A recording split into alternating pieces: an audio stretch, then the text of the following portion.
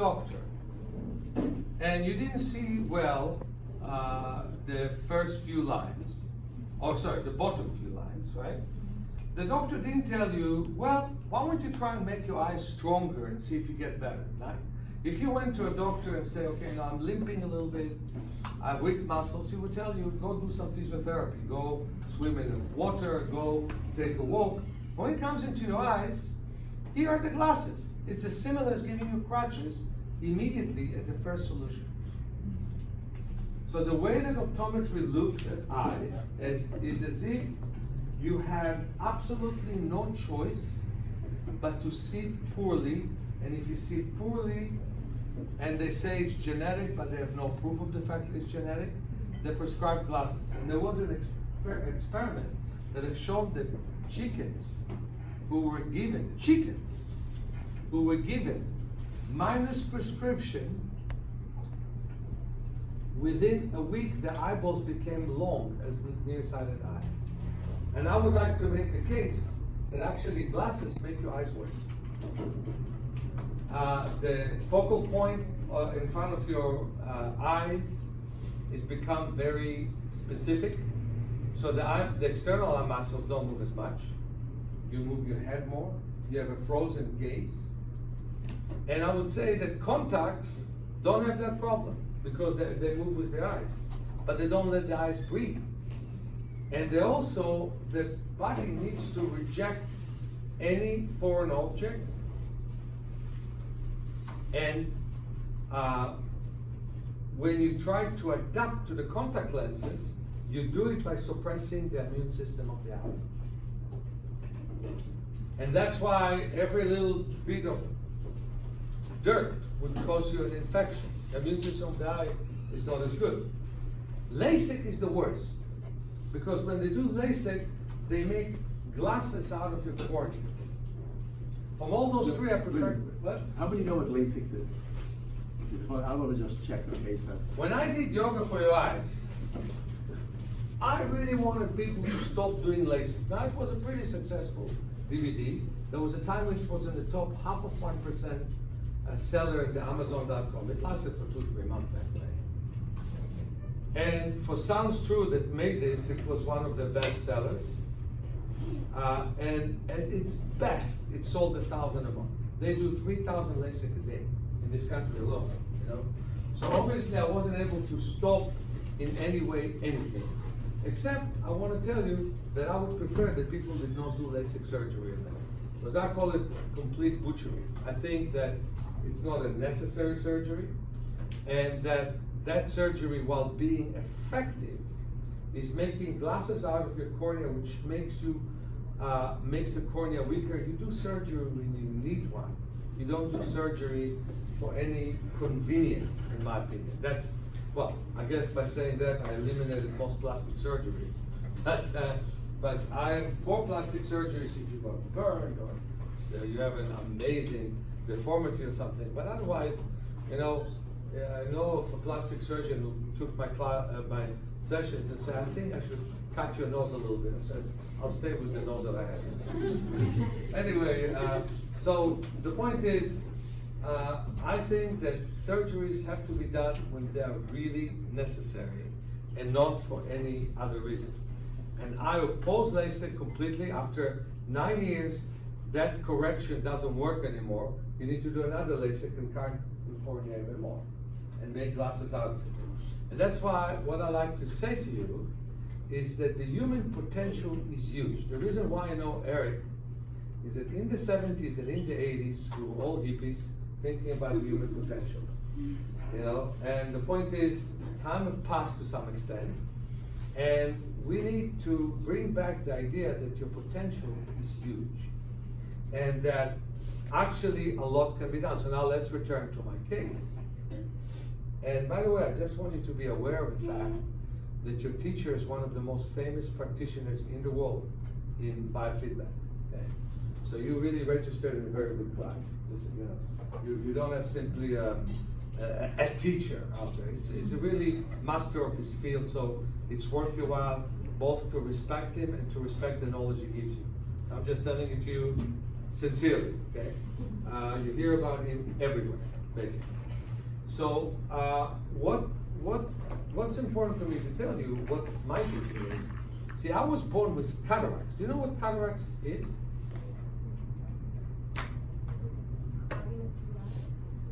Of the whole eye? No. Where? I think it's specifically the cornea. No, not the cornea. I mean, cataract by nature is opacities. You could call it that, but they don't call it that. It's cloudiness of what part of the eye? The retina? No. How old are you? 20. You reach the age of 20. You're a learned person, right? What's your name? Elation. And you don't know what cataract is? I do, but I don't know specifically Well, I expect you at the age of 20 to know. Plus here. It's true for everybody. No, it's not true. It's only. Only for Asia, no one else, yeah. Anyway, of course it's for everybody. I took her as a good example because she's amicable, so she wouldn't be upset. Okay, so anyway, you all should have known it by now, and you don't know it, right? Cataract is opacity of the lens of the eye, okay? The lens of the eye, instead of being transparent, becomes opaque and doesn't let the light go through. And so many people get it, they're saying it's the first cause of blindness. Although the blindness doesn't remain in the Western world because they do a surgery. Now here's my question. Do doctors cure cataracts? No. What do? They remove the lens and put optics instead. I must say, we could be grateful to medicine because up to the 70s, they used to give you thick cataract glasses. In the 70s, they gave you contact lenses, and as of the late 70s, early 80s, they put implants, which are optics within the eye. But that doesn't cure cataracts. People come to me from all over the world who don't want to do the surgery. And we're going to talk about cataracts. I am very concerned, and therefore I'm very grateful for the fact that Erik is inviting me again and again to his classes, because I'm very concerned about your generation. I think your visual habits are so bad that you may build up cataract in your 40s instead of in your 60s or 70s. And believe you me, the 40s are not so far from now. You believe me? Yeah.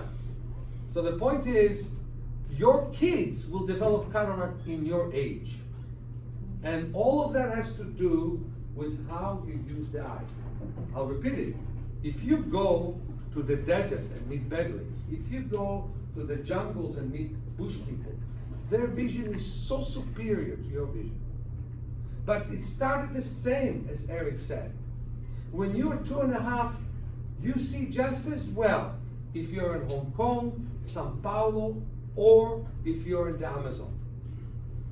As we still have Amazon. I don't know if we'll have it forever, you know. But the point is, if you're in the Amazon, you don't see any different. As you grow, looking at video games, reading books, looking at smartphones, your vision becomes worse. And 2020 is considered to be normal vision. But 2010, which is twice as good as normal vision, will develop very quickly for somebody in Africa, in the bushes, and with the Bedouins. Those who are illiterate, but the whole world is of their interest, actually see way better than we do. And what can we do? I don't want you to not read. Erik complained to me that these days, this generation, people don't read much; they Google them. Right? I think it's a pathetic thing because we need to read, we need to know. But what I want to say about that is that we need to compensate for reading. We need to compensate for sitting. We need to compensate for poor movement in the body. So the same thing about the eyes. We need to compensate for not seeing well. And from that, I developed the 9 principles of natural vision improvement, which I describe very well in this book, Vision for Life. It became a minor bestseller, you know that? It's interesting. Here are the 9 principles, if you want to see better. And again, I would like to say I'm rebelling against the concept that you can't see better. That's what everybody is being told. and it is so wrong. Number one, deep relaxation of the eyes. If you want to see better, you have to find a way to relax the eyes deeply, because the visual stress is so great we don't even feel it. Number two, adaptation to different light amplitude and frequencies. Have I been controversial already? Yes or no? You have heard nothing yet. You want me to tell you something? I'm against sunglasses. Now that's controversial, isn't it, huh? Because every doctor you'll go to say you want to preserve your eyes, put sunglasses on, right? You hear it all the time. But sunglasses weaken our pupils, weaken the retina, weaken every part of the visual system, and don't protect anything. Because you have sunglasses within your eye is the melanin pigment. It's the same pigment that is in your skin. And the moment you wear sunglasses, you don't produce enough for the eyes and enough for the skin, which can cause a lot of problems. So, just to be very careful, and to just that, you know, if you're driving and you're running into glare, or if you're in the Arctic, you have all this white, just total white light, then probably you want to evade. There are moments when you can use it. absolutely. And if you want to go to a party and don't want anyone to know who you are, yeah, you can use them too. But the point is, yeah, if you drive to a sunset or a sunrise, but you don't want your pupils to be so weak. Some people wear sunglasses right here in this room, no problem, you know? Some people wear sunglasses when it's a gloomy day and there's no sun. That is wrong. Your pupils constrict in the daytime. You'll see the pupils are smaller in the day and larger at night, right? So your pupils constrict in the daytime and expand at night, and we interfere with their function by wearing sunglasses. The advice of 99.999% of the ophthalmologists, except for some of my students who are ophthalmologists. Okay? So I just want to tell you that while from time to time, especially if you had a drug therapy or you're specifically very fatigued or something, don't wear sunglasses. Okay? You can wear them for beauty from time to time, but not as regular use in the daytime. The opposite I would like to say as well. We don't have night vision. Can we turn this slide off by any chance? Sure. We don't have night vision. And by the way, I invite you all to come to the night class I'm going to teach at Erik's class, even you're not enrolled in that class, but there'll be other exercises at night. Okay? We don't have night vision. And why don't we have night vision? Because there is no night in San Francisco. You see lights. Worse than it is Manhattan, Tel Aviv, Sao Paulo. You have a lot of lights outside to prevent crime, to see your way, to help drive, stuff like this. But that means that cells in the retina that are supposed to see at night are not there. They're not developed. And I want to tell you their number is 40 million cells per eye. So 40 million cells in each eye are not being exposed to the dark of the night. Those are the rods, the very weak rods of the retina, are not being exposed. I see it as one of the major reasons for glaucoma or high pressure of the eye that leads to loss of vision, as another reason for blindness. Okay? So what I'm saying is, this is really bad. Okay? Third principle. By the way, was it all so interesting so far or no? No? Okay. Third, detailed viewing. When we were infants, when we were toddlers, we were interested in details. Everything was new, was different. And now again, we're interested in contents, but we're not interested in details. So details viewing is very, very important. And let me explain to you the importance of it anatomically. The retina has 10 different layers. Okay? You can look at that in the internet, it's all written there. Okay? 10 different layers. The most important layer is the photoreceptors, those that receive the light, absorb the light, and send it as chemical messages to the brain. What sees is not the eye, the brain sees. The eye transfers light and interprets and gives the light, give it the chemical energy, but the brain is what sees. The occipital lobe in the brain is what sees. So what happens is the most important part of your retina is the macula, M-A-C-U-L-A. You probably all heard the word macular degeneration, right? Because many people suffer from it. But the macula only looks at small details at one time. So the macula has to look at small details, and so if you're paying attention to small details, you see well. So for example, I don't know if you got it. I used to be almost completely blind. I had 1% vision. I have 70 right now. Okay. So in the past, I would actually mix between you and your chair. I wouldn't really see much difference. I would just see there's something different between this and this. The floor is lower, something of that nature. Just today, I worked on somebody who lost his vision, and that's basically how he sees the world. So, slowly, I learned to distinguish. There's light from here, it's a bit darker here, stuff like this. Start to look at details. And eventually I looked at more and more and more details. Until I could see that there is a finger in space. Didn't see the finger well, but I saw a difference in finger and space. I could see a bell versus another bell. I could see all kinds of things. And slowly I built up the visual system. You did it when you were an infant. When you were 8 weeks old, you looked at different details. Okay? From the age of 8 weeks on. Now, detailed vision is macular vision. So for me, looking at details was eventually seeing that you have a head versus shoulders. For you, looking at details is seeing exactly where I didn't shape well if I did. Okay? You can see quite a few details there, right? Anyway, so what I'm saying is, detailed vision is different from person to person. The more we look at details, and the more we develop skills to look at details without the spectacles, okay, the more we see with the macula. The reason people lose macular vision is out of lack of curiosity in details.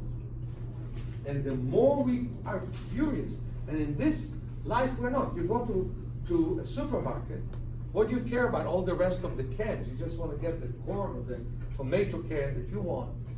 And the rest of it actually bothers you. You want to find what you want to find.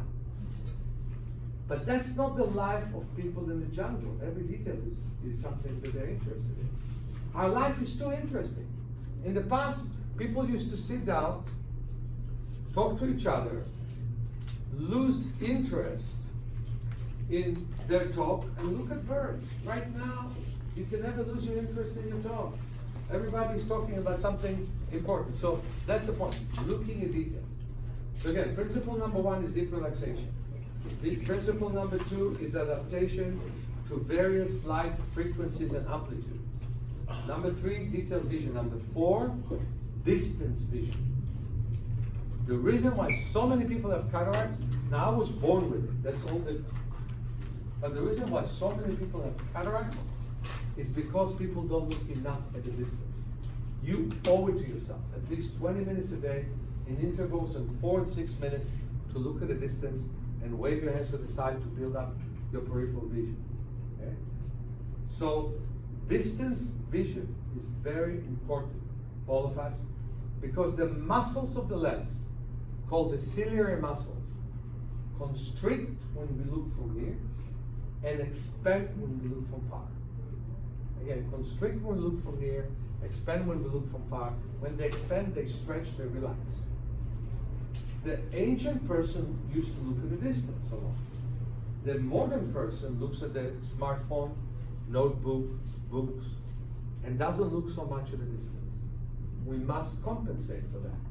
So we're not going to live life different in our lives, but we have to give our life a break and give ourselves a chance to have healthy habits. The next principle is peripheral vision. You all know what the word peripheral is. What's your name? Taj. Taj. What's peripheral vision? Peripheral vision, I would say, okay, let's think about it, it's not a definition, it's just more so like the outside part That's of the your definition. focus. That's a definition. That's exactly the definition. I look straight, but I'm seeing the truth of you, right? I'm not looking at you. I'm seeing the truth of you. That's my periphery. There is central periphery, means I'm looking at your face. I may be focusing at your nose, but I'm looking at your face. That's my central periphery. I'm seeing Taz and the one who's behind you. That's, what's your name? Lillian. I'm seeing Taz, I'm seeing Lillian, I'm looking at you. That's a part of my periphery, okay? So I have central periphery, more extended periphery, and very extreme periphery. Normally the extreme periphery we never even use because we're not walking in the dark. In my classes we walk in the dark, okay? The next principle is balanced use of the eyes. Whenever the eyes are stressed, we don't use them in a balanced way. One eye will be always used more than the other with great strength. And I want to show you what it means. Stand up, everybody. Is that interesting, Mr. Pepper?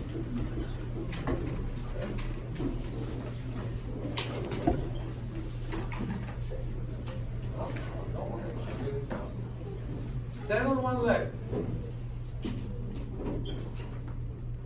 Here's my question to you as you stand on one leg. And you can be comfortable this way. How many years can you do that? And feel comfortable with it. So the point is, when one eye is being overworked, and I mean, we think about the body, if you stand one place, everywhere else will tense up around that one leg that we stand on. The same thing with the eye. When one is overworking and the other one is underworking, can you imagine the stress on your visual system, on your eyes, on the optic nerve, on the brain? We live with our attention. Never see. Attention is a form of anesthesia. You become numb. Okay? So if you overuse one eye and underuse another eye, you really become, you really are starting to harm your visual system. Okay. The next principle is balance use within each eye. Pay attention how you look down through your nose. The next principle is body and eye coordination, and I will slow down my theory. I will go straight to practice, okay? And the last but not least is more blood flow to the visual system. Most blinding conditions, and hear me well, have everything to do with poor blood flow to the visual system. From retinal problems, to glaucoma, to others. Also, compliance with our work has to do with blood flow to the visual system. So let me show you some ideas. Was that interesting, by the way, or not? Yeah. All right, so let me show you a few ideas in that direction. So, if you can, I think that your chairs, you can lift the table a bit up, right? Or what do you call this thing? They go to the side. Yeah, put it to the side.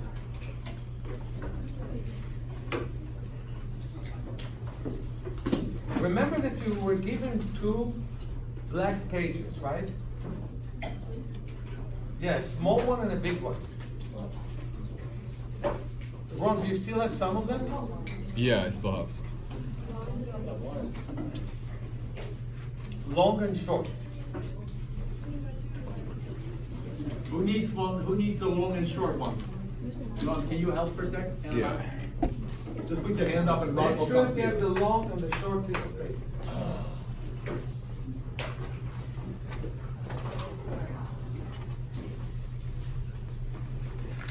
Does anyone need the short ones? All right. So, first of all, if you have glasses, take them off. Somebody wrote about me in Amazon, says, how can Meir expects us to see what he's showing us on this video if he wants us to take our glasses and contacts off? Okay, you can hear me. So, my question to you is, if anybody can take the contacts off, it's great. My question to you is, how is your neck? Move your head in rotating motion. By the way, Erik has a wonderful wonderful small videos about the neck, which I really recommend if you look at. So move your head all the way in rotating motion in both directions. And by the way, breathing is still not against the law, so just do it. In and out through your nose. And everybody sit straight. Don't cross your legs, please. So the 2 feet are on the ground. So now bring your ear to your shoulder. Down the shoulder. Chin to the chest. Bring the head up. Again, ear to the shoulder. To the other shoulder. Chin to the chest. Bring the head up. So do you feel the restrictions or the movements of your neck? I just want to know. Just move it a little bit. Toy with it. Now, massage your scalp, which means separate between the skull and the scalp. And again, I like to remind you to breathe deeply. Can we open a window or something or no?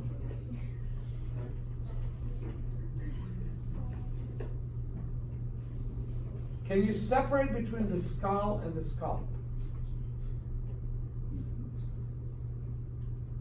Ron, this is a good video thing for us. I'm recording it. Okay. Can you separate? Yes, no? Yes. Tell me, how does it feel to move the head right now? Any difference or no? Yes. So just so you know, whenever it's lighter, it means your circulation is better. And there's nothing as bad as a heavy head. Just today I was talking to somebody who had a shunt, a tube put in his brain to drain fluid, which I think is a mistake. He lost a lot of vision when they did that. And the thing I don't like is he wakes up with a headache and heavy head. Let's do the opposite. Let's have a light head. So again, massage your head from the back of the head to the top, and the side, and really separate between the scalp and the skull.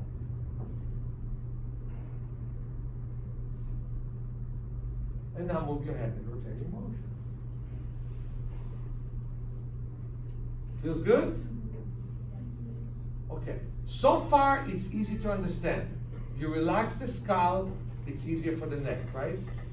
Now let's do something that's going to be hard for you to understand. But if you would read the book, The Body Electric, you'll get it. Because our body is electric. There are electric fields in our body that connects to the center of the earth. And by the way, the name of the writer is Peper, P-A-K-K-E-R, and also somebody by the name of Nordstrom wrote the electricity of the body. But it's very, very interesting. If you wake up and you're full of thoughts, the center of your body is your neck, because your head is heavy. You're full of emotion, the center of your body is your chest. But if you are neutral with your thought and your emotions, the center of the body is the navel area.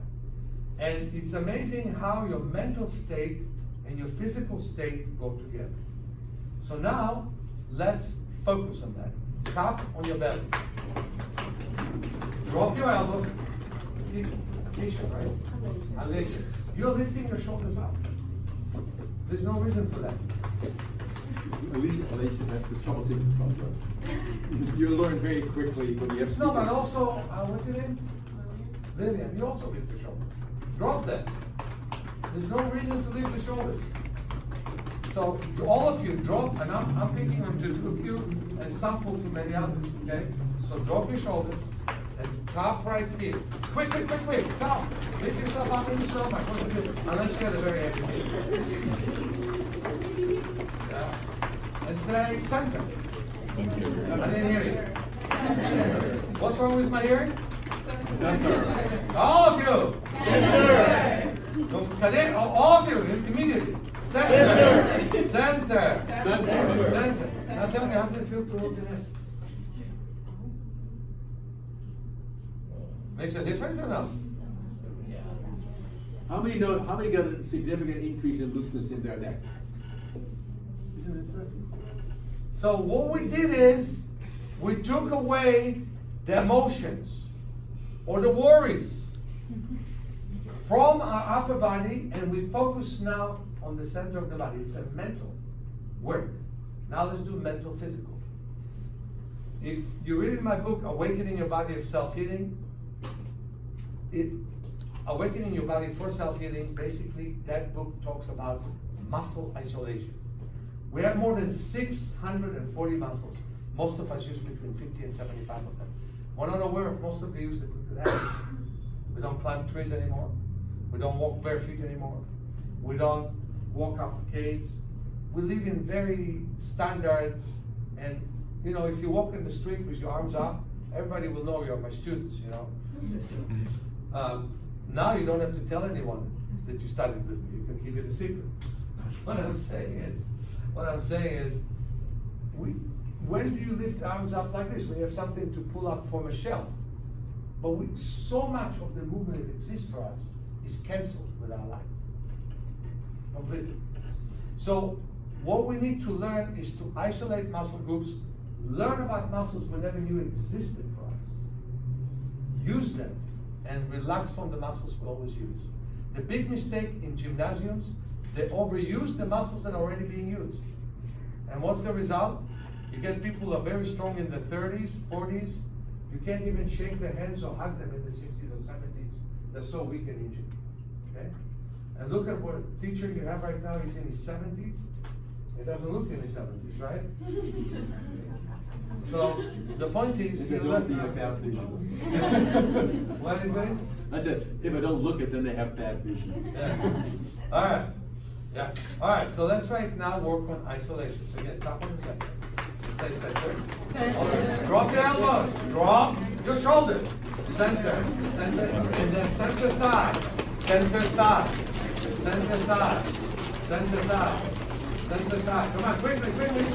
Drop your legs against the floor. What is? Quick, quick, quick, quick. I thought you only have eye problem. What is leg problem? Leg, left. Leg. Come on. Center thigh, everybody.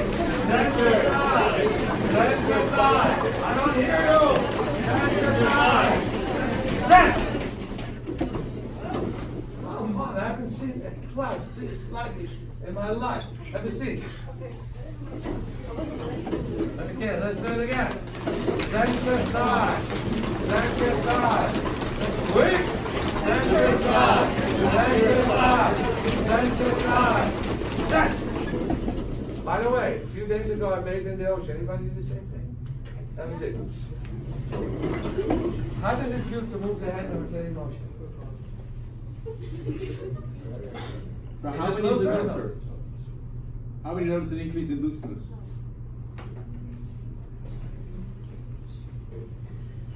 Not bad, huh?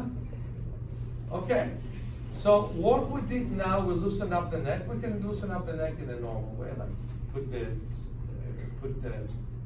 neck, the head down and top.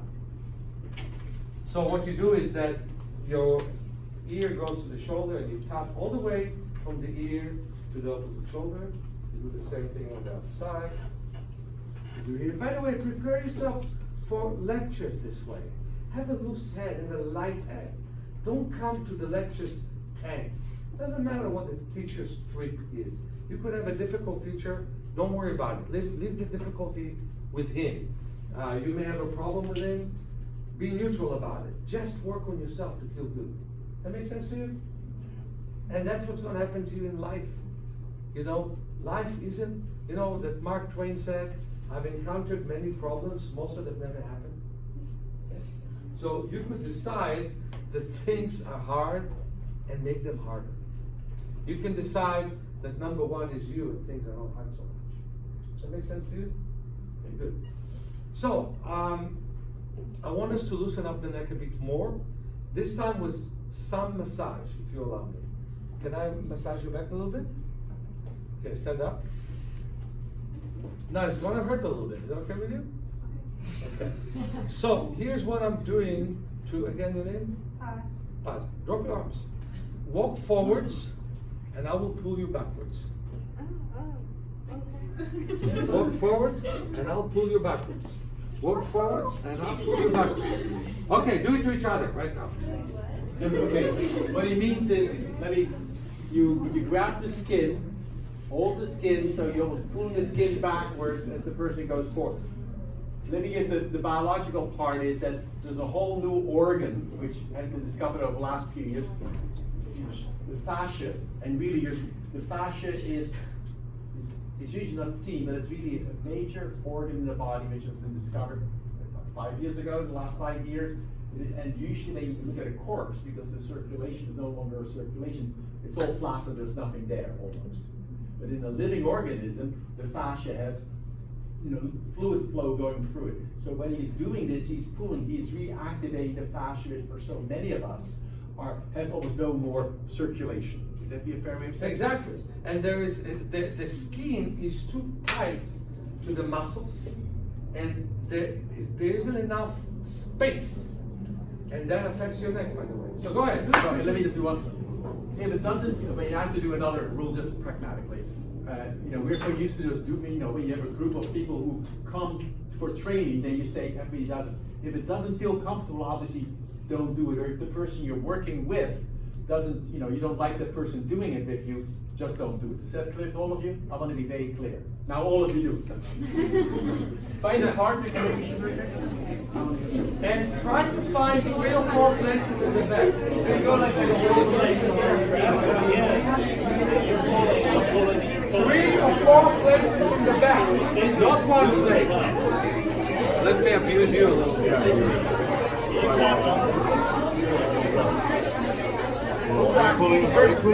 Yeah, like this, yeah.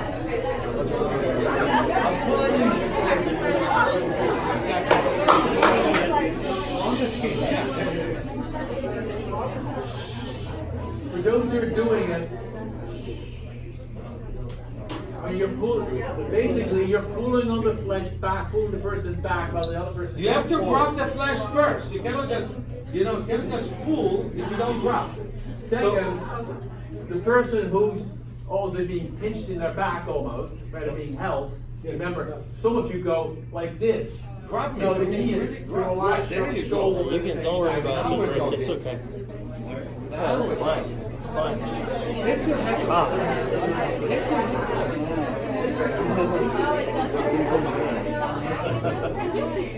Feels good. Yeah?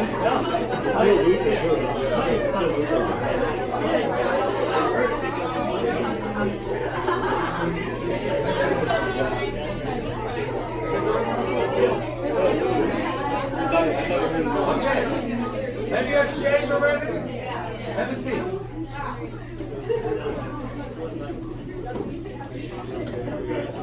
By the way, for those who were pulled, how does the neck feel right now? Do you pay attention how the whole back is affecting the neck, right? Some people say, okay, I'll do an adjustment in the neck, it's going to affect the body.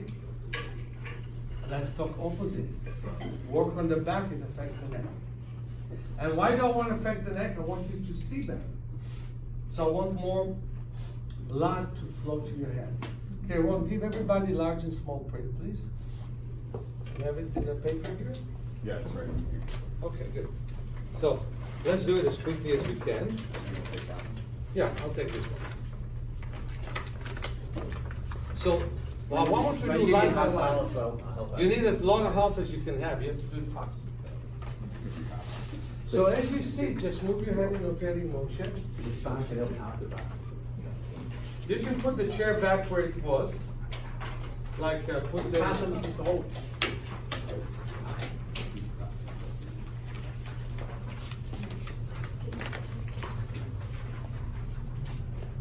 I'm sure that everybody can read number 8 without any problem, right? Oh, yeah. I could read the 8.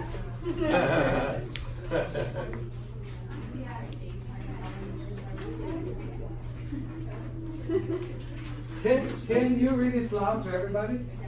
Loud, loud. The core cells of the retina. Anybody else need some? Cone, the cone cell. Oh, the cone cells of the retina supply daytime color vision in sharply realized detail. supply central vision, the normally sighted eye is continually moving, easily and accurately, All of you blink as you read. Don't tense your eyes. Blink.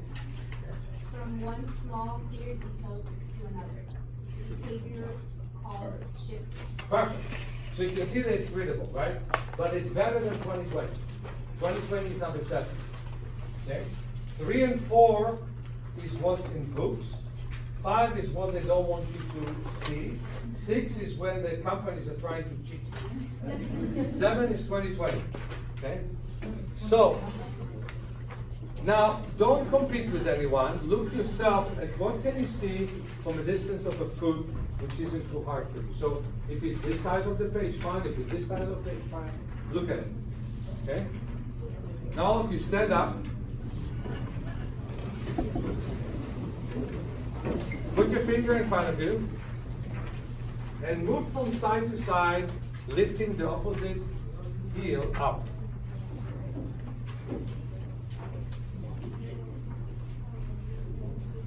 So what you're doing is you're looking at your finger, and it's saying that, you know, just focusing on the finger so the background moves counterclockwise, you know, against the opposite direction. But you're focusing on the finger. And remember, each time you lift your heel, it should do it. And if you get nauseous, there's a base bucket for corn. Tell me this. Does it look like everything moves opposite in you, as if you sat in a train and everything moved opposite? Yes, no? That means if it does look like it moves opposite, it means that your eye is allowing movement. Otherwise, it means your brain is freezing actually. Now have a seat. And for the first second, how does it look to you right now? Any difference or no difference? Okay, we'll do the next thing. Ron, can you give me the 2 pieces of paper, please? Black pieces. The black pieces, yeah. I'll take this. And give me the small one first. Thank you. All right. So take a look at what I'm doing. We need more masking tape, by the way. Do we have masking tape? Yeah, we do.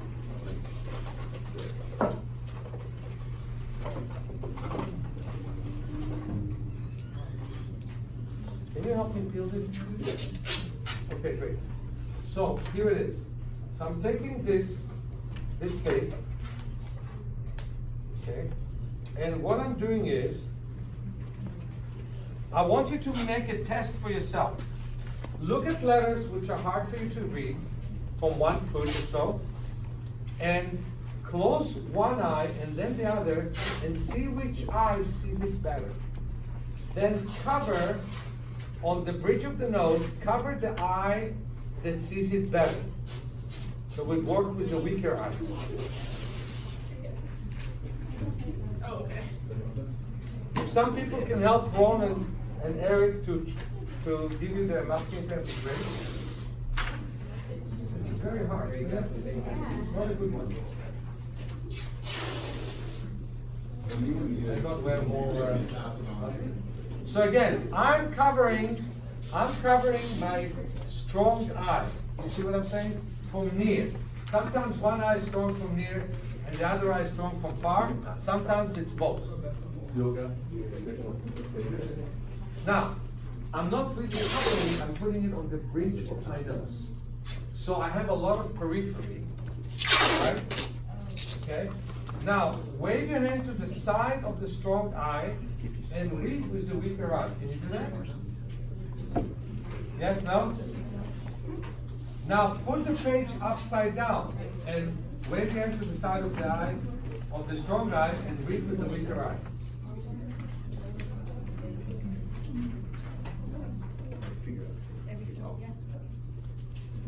Okay. Everybody has masking tape or not yet?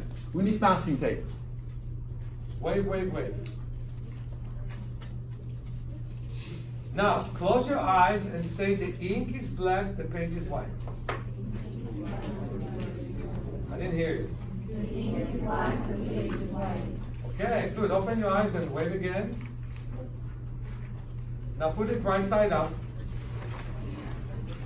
Now, here's what I want you to do. Make no effort to see. Remember, make no effort to see. So let's say you see number 3, okay, look at number 5, and look at the spaces between the words. If you see number 5, okay, look at number 8, and look at the spaces between the words. So look at smaller letters, and you can actually read, and look at the spaces between the words. Can you do that? Close your eyes again and say the ink is black, the page is white. The ink is black, the page is white. Again. The ink is black, the page is Now white. once more. The ink is black, the page is Open your white. eyes and wait. Now take the paper off. And tell me, how does it look to you right now?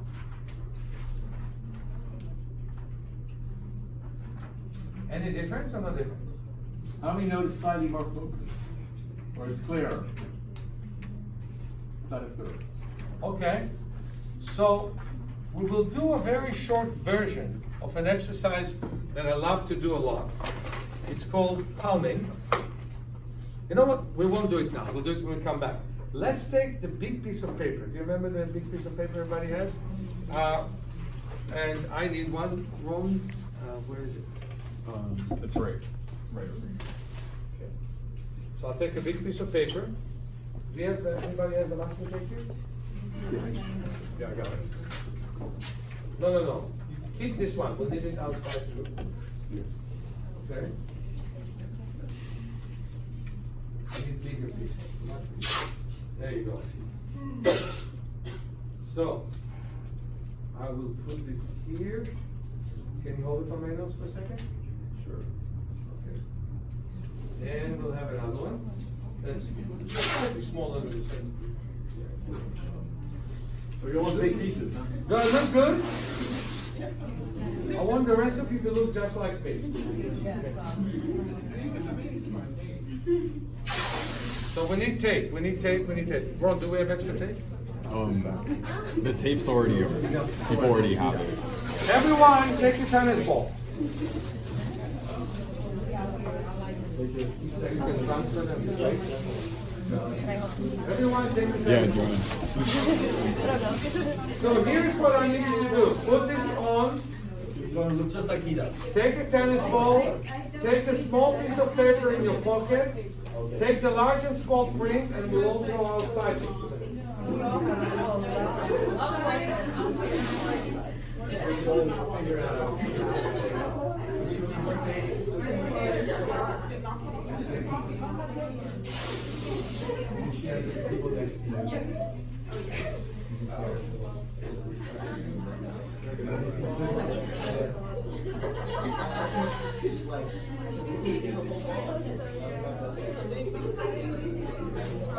There's a tennis ball there.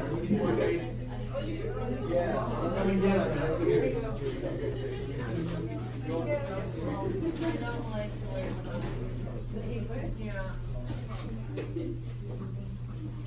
I don't need it, but the exercise is good.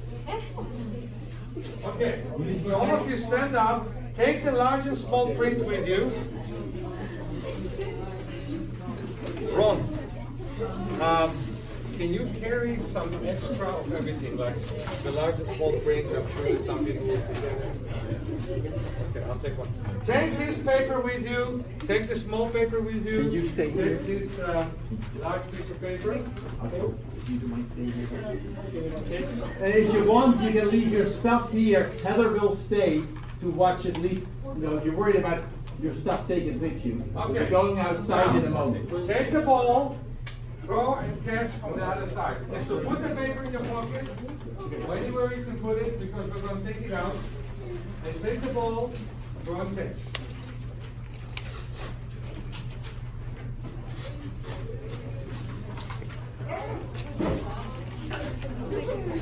Yeah. I'm taking some outside. Take the large and small print. No. You have some more black. Ron, take extra large and small print for those who forget.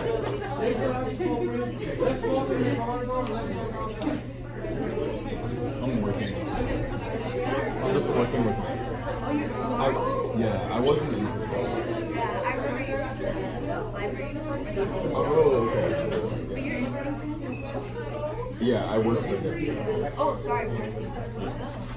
He's still accepting volunteers, right? I think so. We always like have stuff to do. Yeah, if you want. I could give you like my number.